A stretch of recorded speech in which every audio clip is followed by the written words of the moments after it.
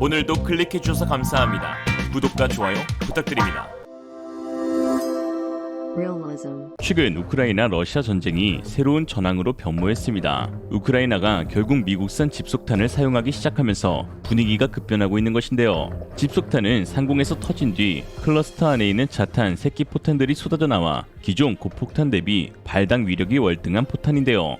구조에 따라 클러스터탄, 집속탄, 확산탄, 모자탄, DPICM탄 등 조금씩 다른 이름으로 불려지지만 결국 큰 틀에서 모두 같은 형태의 포탄입니다. 지난 20일 CNN에 따르면 우크라이나군은 최근 러시아 침공군의 점령지와 맞닿은 남동부 전선에서 미국의 집속탄을 처음으로 발사하였습니다. 미국 존 커비 국가안보회의 전략소통조정관은 우크라이나가 집속탄을 적절하게 사용하고 있다며 실제로 러시아 수비 진영 및 기동에 영향을 주는 등 효과를 보이고 있다고 하였죠. 텔레그램 등을 통해 공개된 우크라이나군의 집속탄 사용 장면을 보면 도주하는 몇몇 러시아군 위로 집속탄이 마치 비가 내리듯 우수수 쉴 새 없이 떨어졌습니다. 강철비라고 불리는 이유가 여기에 있죠. 용기에서 쏟아져 나온 자탄들은 넓은 범위로 흩어졌고 지면에 닿아 터지면서 수백 개의 화염 폭발을 만들어냈습니다. 이번에 미국이 제공한 집속탄은 M864 155mm 포탄입니다. 155mm다 보니 현재 우크라이나군이 사용하고 있는 대부분의 포대에서 운용이 가능하죠. M864는 두꺼운 장갑에 대한 관통 능력은 없지만 이중 목적 개량탄 능력을 갖춰 장갑이 얇은 전차나 장갑차들은 상부 타격으로 무력화시킬 수가 있습니다. 러시아가 주력으로 운용하는 T-72 전차나 T-80 전차들을 상대로 충분히 효과를 가져갈 수가 있죠.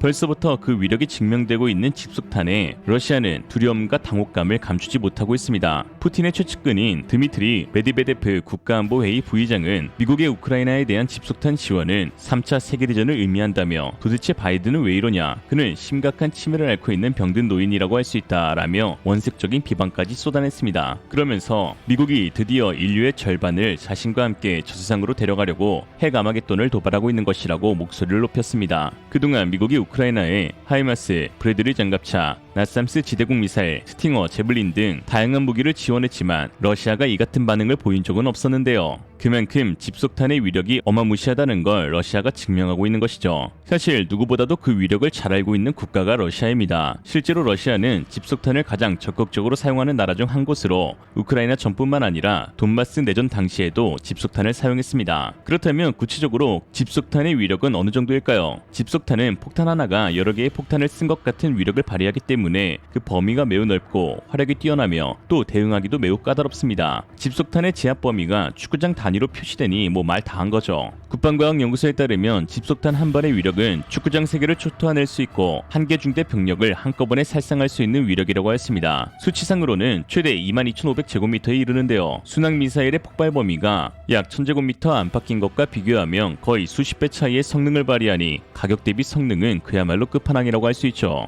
방위사업청이 발간한 2020년 한국 다연장 로켓 체계 현재와 발전 방향 논문에 따르면 52고경장 155mm K9 자주포에서 발사되는 일반 고폭탄과 집속탄인 DPICM 탄 화력 비교에서 개활지 피해율은 집속탄 사용 시 고폭탄 대비 24.66%에 달하는 화력이 증가하고 산림, 도서지역 피해율은 23.4% 증가하게 됩니다. 우크라이나 전쟁에서 하루에 10,000발 이상 쏟아지는 155mm 포탄이 발당 25%씩의 화력이 증가된다면 이는 전체 범위에서 볼 때 엄청난 화력 차이를 가져오게 되는 것이죠. 이렇게 뛰어난 화력을 자랑하는 집속탄인데 당연히 화력의 진심인 한국이 운용하지 않을 리가 없겠죠. 한국은 전세계 최대 집속탄 보유국이자 생산국으로 세계 2위의 보유량과 세계 1위의 생산량을 기록하고 있습니다. 국제 NGO 기구인 RKV 팍스 크리스티에서 발간한 월드와이드 집속탄 투자 보고서에 따르면 현재 전 세계에서 집속탄을 생산하고 있는 국가는 5개국으로 미국, 중국, 러시아, 싱가포르 그리고 한국입니다. 이들 5개국에 오직 8개 기업이 전 세계 집속탄 전량을 생산하고 있는 것인데 특히 한국은 8개 기업 중 하나와 풍산 2개 기업이 속해 있고 각각 세계 2위, 세계 5위를 마크하고 있습니다. 서방 진영에서는 거의 유일하게 원활한 생산을 하고 있어 왜 한국을 전세계 최대 포탄 공장이라고 부르는지 알 수 있는 대목이죠. 한국이 이처럼 집속탄을 많이 가지고 있고 또 생산하고 있는 이유는 재래식 무기 및 병력 규모 면에서 북한에 수적으로 뒤처지기 때문입니다. 이에 전시에 북한의 대규모 병력을 효과적으로 제압하기 위해서는 화력이 뛰어난 집속탄이 필요하다는 것이죠. 그러나 집속탄을 실질적으로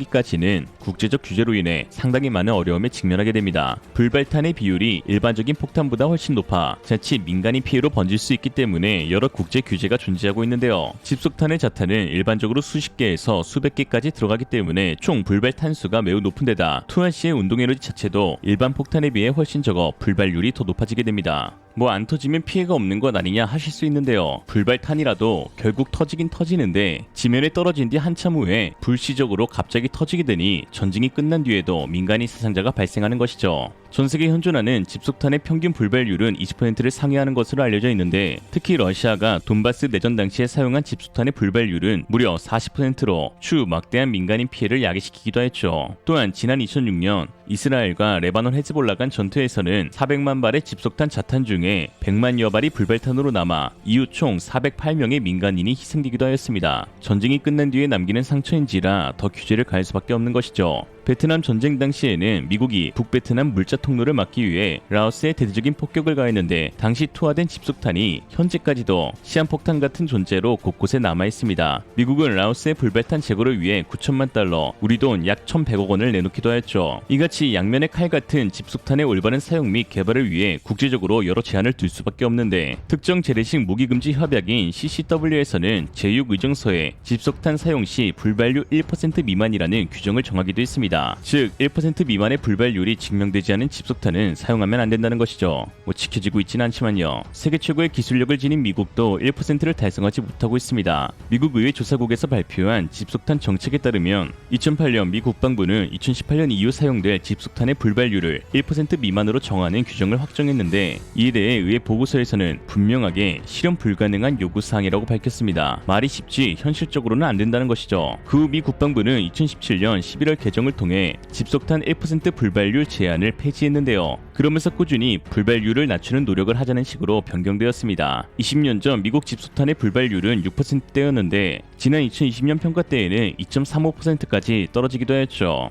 이런 상황 가운데 최근 아주 놀라운 소식이 전해졌습니다. 세계 최초로 한국의 풍산이 그 1%의 기적을 뚫어낸 것인데요. 풍산이 밝힌 논문에서는 최신 자사의 DPI CM탄이 1% 미만의 불발률을 달성했다고 밝히면서 그 신기술을 소개했습니다. 그동안 풍산을 비롯한 세계 각지의 집속탄 생산업체들은 전자식 자폭 신관을 통해 불발률을 줄이는 노력을 해왔는데요. 그러나 풍산은 전자식 자폭 신관 기술이 가격도 비싸고 저장 수명도 떨어진다는 판단하에 2세대 화공지연식 자폭 신관이라는 기술을 도입했습니다. 화공지연식 자폭 신관은 곡사포에서 발사될 때 발생하는 강력한 후진 관성력을 사용해 화학물질이 보관된 캡슐을 파괴시키는 방법이죠. 이를 통해 화학물질이 방출되면서 일종의 도화선에 해당하는 화공식 장치가 작동하게 되고 일정 시간이 지나면 불발된 자탄이 스스로 자폭하게 됩니다. 다만 과거의 화공지연식 자폭 신관은 장시간 작동할 때 불량률이 높아지는 문제가 있었고 실제 K9 자주포용으로 개발된 K310탄에 탑재된 DPI-CM 자탄의 불량률은 2.8%에 달했습니다. 이에 풍산은 2세대 화공지연식 자폭 신관을 개발하게 된 것이죠. 기존과 가장 큰 차이는 자탄과 모탄의 설계 구조를 변경한 것입니다.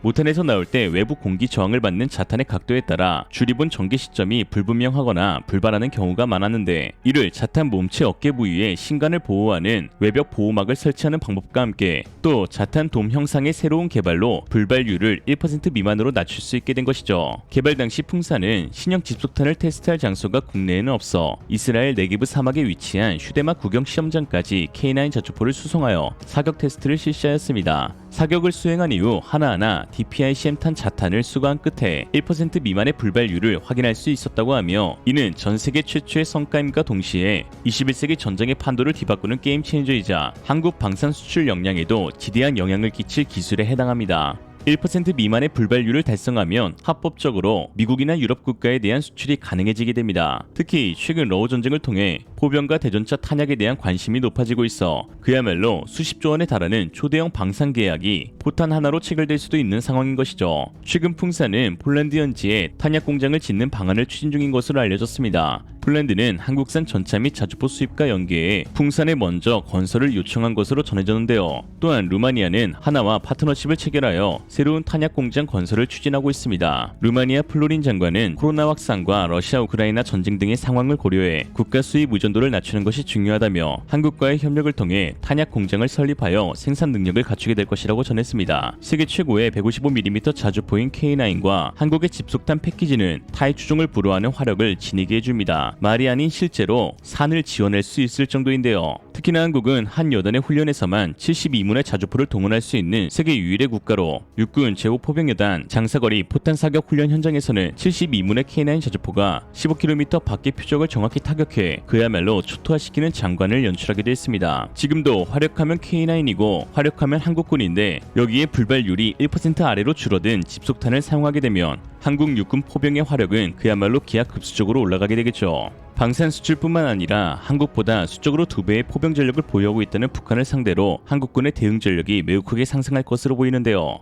북한이 수는 많다 해도 최신 무기와 이를 운용하는 병력의 현대화, 포탄의 정확도와 위력, 그리고 체계화된 훈련과 제공권 장악 등을 놓고 전체적으로 비교해보면 북한은 한국과 비교하기도 민망한 수준입니다. 북한 포병 훈련은 보여주기식 훈련으로 이미 소문이 자자한데요. 김정은 동지께서 포병 말사를 직접 지휘하셨습니다. 와 같은 북한 보도를 통해 북한군이 실제로 포병 훈련을 실시하는 장면들을 볼 수 있는데요. 아주 가관입니다. 북한 포병 전력들은 현대 전쟁 포병 전술의 핵심인 슈덴스쿰 능력을 전혀 갖추지 못해 포를 쏘기 위해 갱도에서 외부로 나와야 하고 또 거점 이탈이 불가능해 엄청난 보복 타격을 그대로 맞을 수밖에 없죠. 거기다 대부분 노후화된 구수련 장비를 사용하고 있는데 사격 통제 장치나 첨단화된 기능이 없습니다. 북한이 보유하고 있는 가장 크고 화력이 센 170mm 곡사포는 겉으로 보면 대단한 것처럼 보이지만 그 속을 보면 야 이거 일회용 아니냐 하는 의구심이 들 정도입니다. 발사 속도가 5분당 한 발, 또 발사 준비 시간도 몇십 분에 달하니까요. 거기다 운용할 수 있는 연료나 장비가 턱없이 부족해 가동률이 극악인데 일전에 대북 심리전 방송 확성기 주변에 포격을 가한 김정은은 준전시 상태를 선포했지만 실제로는 매우 조용했습니다. 준전시 상태인데 말이죠. 이후 밝혀진 바에 의하면 전방에 배치된 북한 포병 장비들이 심각한 노후화와 연료 부족으로 움직일 수 없었다고 합니다. 이는 북한군의 실태를 지대로 보여주는 사건이었죠. 오늘도 북한은 미사일을 쐈습니다. 미국의 핵잠수함이 부산에 입항하자 핵사용 조건이 충족된다며 협박도 하고 있죠. 언제는 충족 안 됐나? 그렇다면 지금 시점에서 북한이 한국에 선제 공격을 가하게 되면 과연 어떻게 될까요? 결론은 딱 하나입니다. 지금까지 북한이었습니다. 그동안 감사했습니다. 이거죠. 이상으로 리얼리즘이었습니다. 여러분의 생각은 어떠신가요? 현명하고 지혜로운 여러분의 의견을 지금 댓글에 남겨주세요. 감사합니다.